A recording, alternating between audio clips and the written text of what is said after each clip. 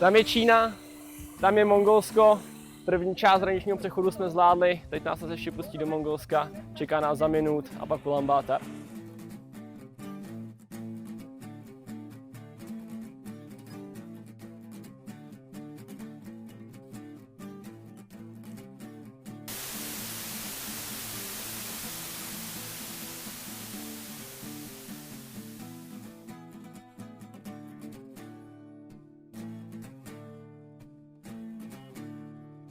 Přes hranici nás pustili a i když jsme měli možnost pokračovat přímo do hlavního města, nechali jsme se vysadit v hraničním městě Zamin Ud. V prachu jsme spatřili koleje a změna dopravního prostředku tak byla nevyhnutelná. Eva nám vyjednala oběd a já zařídil jízdenku na vlak a místní SIM kartu. Po 2 týdnech jsme se připojili na internet, který je z velké části v Čínské lidové republice cenzurovaný. Čekání na vlak do mongolské metropole jsme si krátili zprávami z posledních 2 týdnů a pozorováním ocelových monster na kolejích. S večerem se na nádraží objevil náš domov na dalších 16 hodin.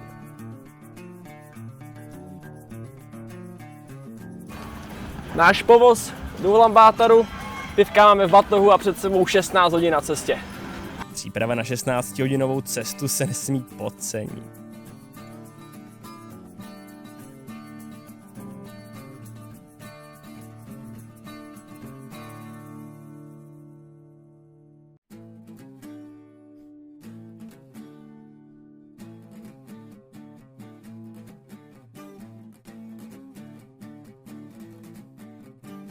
Je to změna oproti čínským vlakům, kvalita vybavení je horší, cena je nižší, atmosféra mnohem lepší a přesně tak to máme rádi. Servis na palubě zahrnuje kávu a čaj, to dokonce do zásoby. Samozřejmostí je dřevem poháněný samovar na horkou vodu.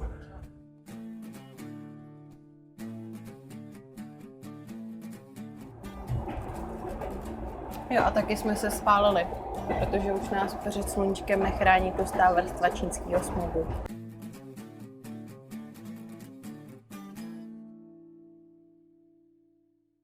Po ránu vlak připomínal spíš márnici, tak jsme se radši koukali z okna a očekávali příjezd do Ulaanbaataru.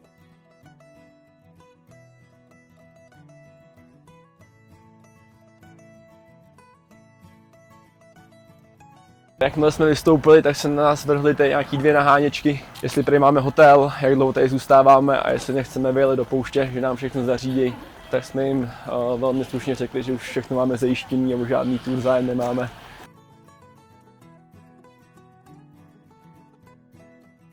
V Ulaanbaataru nenajdete žádnou výraznou historickou dominantu a celé město působí víceméně okresním dojmem. Navíc kvůli protáhlému tvaru je v severojižním pohledu vždy vidět okolní příroda, což maloměstský ráz ještě umocňuje. Po uspěchané a neurotické Číně je to ale vítaná změna a atmosféra ve zdejších buddhistických chrámech je skutečně velmi harmonická. Mongolsko si v první polovině 20. století prošlo velmi krutým stalinistickým terorem a během studené války se nacházelo ve 3. zóně mezi mocenskými zájmy Sovětského svazu a Číny. V 90. roce měli vlastní sametovou revoluci a nedlouho na to přišly i první svobodné volby. Dnes je Mongolsko demokratickou zemí, hlavně ve srovnání se svými sousedy. Problémy jako všudy přítomná korupce přetrvávají, ale to by návštěvník z Česka snad ani neměl zmiňovat. Však víte, modernizace neprobíhala jenom na politické půdě a jako výkladní skříň své budoucnosti mají v Ulaanbaataru Sukhbátorovo náměstí, pojmenované po vůdci mongolské komunistické revoluce v roce 1921. Krátce také neslo název Čingischánovo náměstí. Krásný veřejný prostor si ale zaslouží trochu hlubší pohled, takže je na čase dát slovo někomu, kdo se v tom vyzná. Za mnou se nachází vládní budova s krásnými zlatými hlavicemi a římsou, takovým antikizujícím detailem. Taková dokonalá klasicistní symetrie působí velmi majestátně a oproti tomu prostranství před budovou slouží jako dětské dopravní hřiště velmi neformálně a hravě.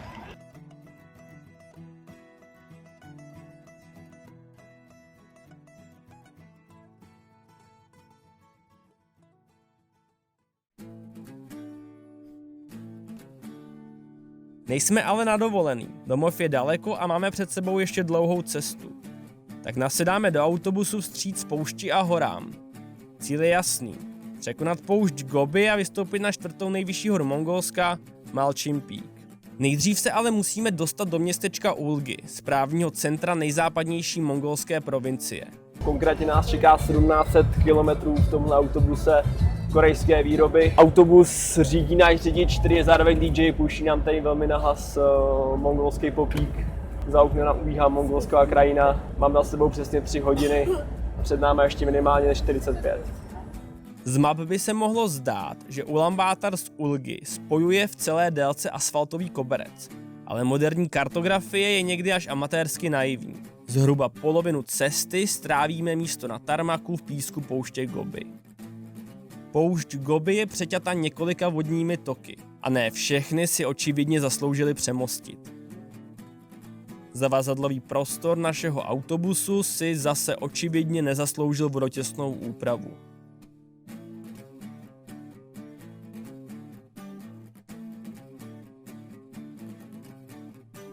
Po přebrodění řeky se opět ubíráme po místy neexistující prašné cestě, když tu náhle rachotko lůstává. A se silnicí se objevili i lidé, s lidmi jurta a v jurtě čaj a v čaji mléko blíže nespecifikovaného kopytníka. Koně, nejspíš, ale tady člověk nikdy neví. Na cestě jsme už asi 24 hodin a urazili jsme přibližně 700 kilometrů. Dalších 1000 je ještě před námi.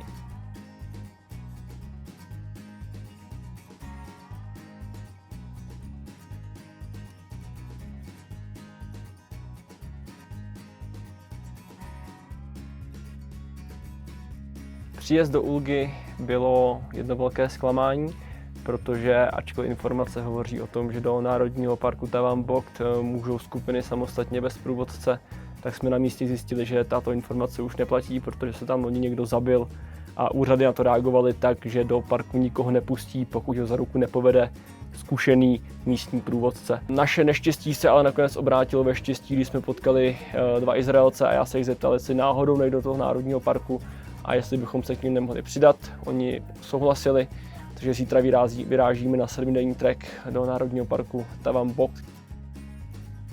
Sotva jsme se sebe smyli písek pouště Gobi. Už se znovu mačkáme v malé maršrutce, která peláší prachem altajského předhůří.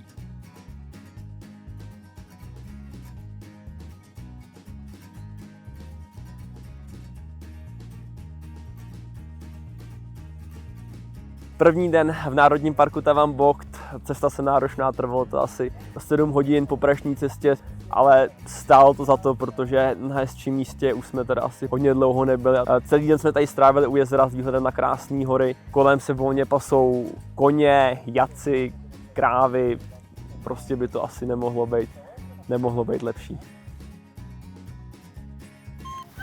První večer v Národním parku jsme strávili u ohně. A okolní příroda nám v unisonu ukazovala, že život umí být opravdu krásný.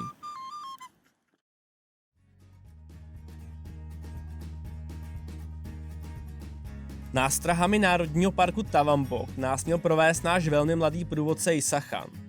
Zprvu jsme se nenechali zaskočit jeho chlapeckým vzhledem a pevně jsme věřili, že nás tento syn mongolské stepy bez problémů dostane na Malchin Peak. Pravda ale vyšla najevo u první konzultace nad mapou, kdy po nejistém kroužení prstem z Isachana vypadlo, že tuto trasu jde teprve podruhé. Nutno ale dodat, že si naše česko-španělsko-izraelská expedice vyhádala velmi nízkou cenu, což se na osobě průvodce muselo nějak projevit. Na druhou stranu jsme bloudili tak krásnou krajinou, že nám to ani nevadilo.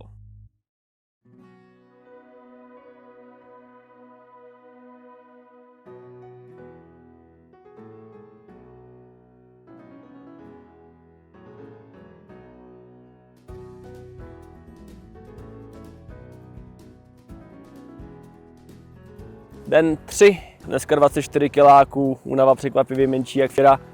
A jako bonus jsme našli krásnou boudu, ve které můžeme ubytovat našeho průvodce, aby se nám nemusel v noci, když bude pršet, rvát do strnu, jako to bylo včera. Další den nás čekal první pořádný výstup do sedla ve výšce 3600 metrů nad mořem.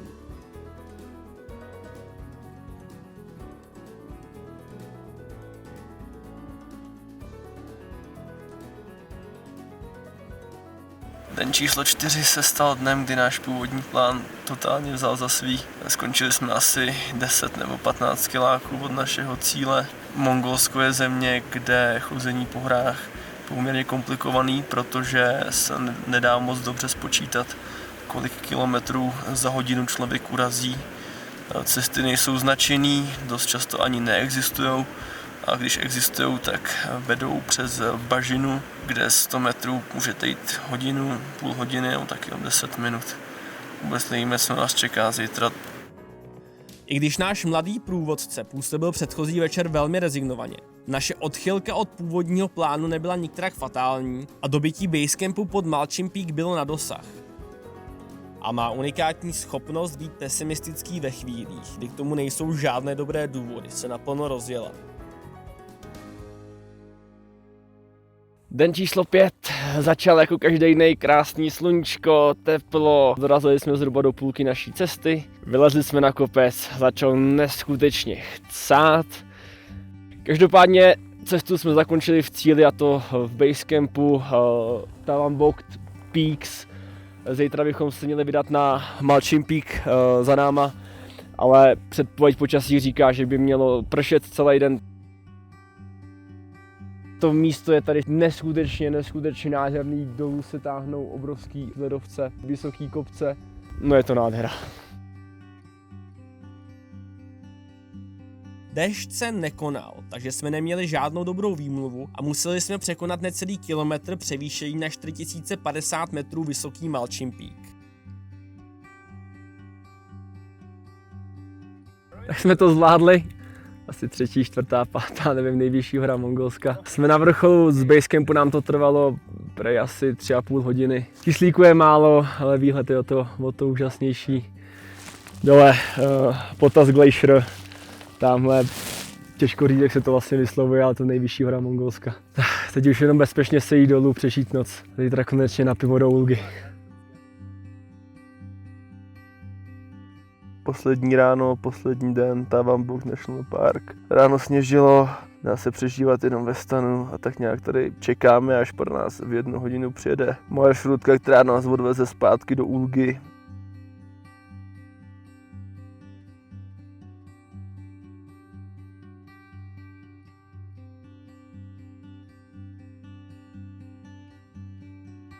Dáváme poslední rozloučení Národnímu parku Tawambok.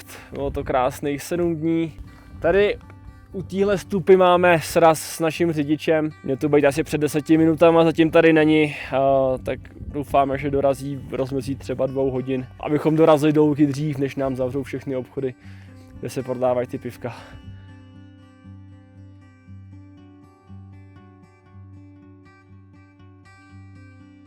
Náš odvoz měl nakonec skutečně zpoždění asi 2 hodiny, ale zážitek z výletu nám to rozhodně neskazilo.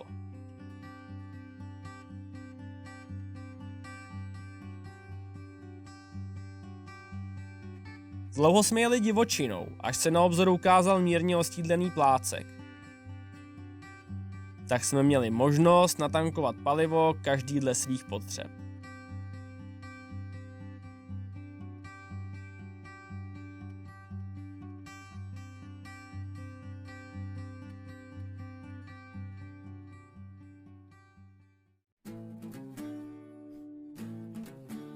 Jsme zpátky v Ulgy a zase míříme na hranice.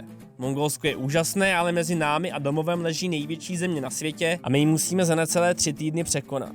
A nejlépe přitom i něco vidět. Po 2 týdnech v Mongolsku jsme znova na hranici a protože to je rusko-mongolská hranice, tak je to taková omšelá bouda uprostřed ničeho. Chtěli jsme původně natáčet venku, ale místní vojáci nám to nedovolili. Víza máme zařízený, takže přechod přes hranici měl být krásně bez problémů. Ruská hranice, hodina, nevím, asi 4. Máme zkontrolovaný víza. Máme zkontrolováno, že nepřevážíme žádné drogy, zbraně ani nic jiného. A i tak nás tady drží, nechtějí nás pustit ven.